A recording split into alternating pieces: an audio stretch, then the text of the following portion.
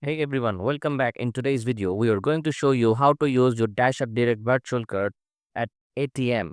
It's simpler than you might think. Let's dive right in. Step 1. First things first, you need to download a mobile wallet app on your smartphone. Some popular options including Apple Pay, Google Pay, and Samsung Pay. Choose the one that works best for you and install it. Step 2. Once you have the mobile wallet set up, open the app and look for the option to add a new card. Enter your Dasher Direct virtual card details like the card number, expiration date, and security code.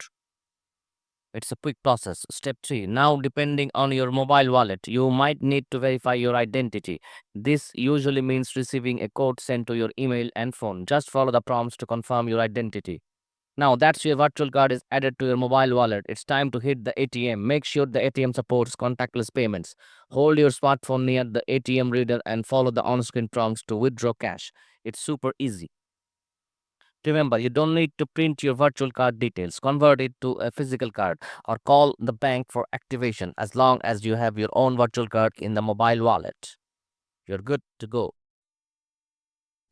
Using a mobile wallet makes accessing your funds secure and convenient. That's all for today's video, guys.